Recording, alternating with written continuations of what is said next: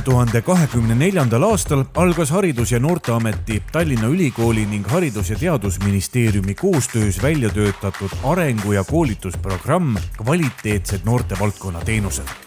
6 kuud kestev teekond aitas omavalitsustel edendada oma noortele pakutavate teenuste kvaliteeti. See on nüüd esimene selline suurem katsetus, kus on põhimõtteliselt enamusel Eesti omavalitsustest võimalus tulla programmi ja arendada väga süsteemselt noortevaldkonna teenuseid. Koolitusprogramm andis osalejatele teadmised kvaliteedi juhtimise põhimõtetest ja nende rakendamisest noortevaldkonnas.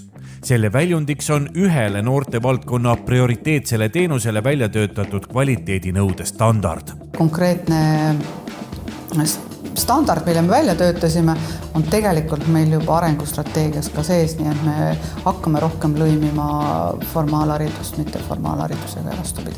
Teooria ja praktika on vaja kokku viia ja ei saa ainult kuulata, vaid tuleb ka kaasa mõelda ja toimetada nende uute teadmistega, et see võib-olla leidis lihtsalt uuesti taas kinnitust. Kvaliteedistandardeid sai luua mitmele erinevale teenusele. Valiku nende hulgas tegi iga omavalitsus vastavalt kvaliteedi hindamisest selgunud kitsaskohtadele. Meie standard puudutab kõiki Türi vallas noortega töötavaid spetsialiste, kelle hulk on tegelikult päris märkimisväärne. See, et nende asutuste vahel, kus need inimesed töötavad ja ka nende spetsialistide vahel oleks toimiv koostöövõrgustik, ma arvan, selliste ühiste aluste loomine ja kokkuleppimine on äärmiselt oluline. Meil hakkavad toimuma regulaarsed kohtumised just nimelt sellel eesmärgil, et meie saaksime oma standardit rakendama asuda. Standardi loomisel arvestati nii valdkonnas üldiselt kehtivaid norme ja nõudeid kui ka konkreetse omavalitsuse erisusi. Omavalitsusi toetavad seejuures nii noorte kui ka kvaliteedi valdkonna eksperdid ning programmi on kaasatud mentorid. Ma usun, et suurim panus seistaski just nimelt selles lisamotivatsioonis, et hoida fookust ja jõuda tulemusteni ja võtta ka sellest programmist maksimum. Ja ma usun, et mentori võlu on ka kindlasti see, et mentor saab tuua oma näiteid ja avada ka täiendavaid võimalusi.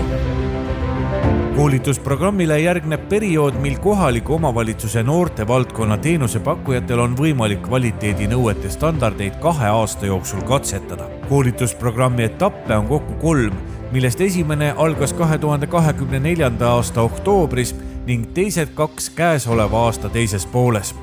Programmiga liitumise eelduseks on viimase 3 aasta jooksul läbitud noortevaldkonna korraldamise kvaliteedi hindamine. See teekond on nagu teenuse disaini põhimõtetel natukene, et me ei tea täpselt, kuidas me navigeerime ja võib ette tulla ootamatus ja tuleb siis avatud meelega sellesse suhtuda. Selle programmiga liitumise tegelik väärtus selgub selles programmis osaledes. Et tegelikult ka meie jaoks tuli selle programmi, koolitusprogrammi käigus välja väga palju selliseid küsimusi, millele me peame edaspidi rohkem tähelepanu juhtima. Ma väga soovitan ka väärtustada seda teekonda kui protsessi ennast. Loomulikult on hästi oluline jõuda tulemusteni, aga see teekond on palju toredam, kui kaasas on huvitatud inimesed ja osatakse ka sellest ühiselt veedetud ajast rõõmu tunda. Mina arvan, et kui ollakse valmis järgmiseks sammuks, siis on see igati hea koht korraks otsa vaadata kogu sellele tööle, mis on seni tehtud, anda sellele hinnang ja sealt edasi minna juba suurema lennuga läbimõeldult, sisukalt, nii et ma arvan, et see on väga toetav programm.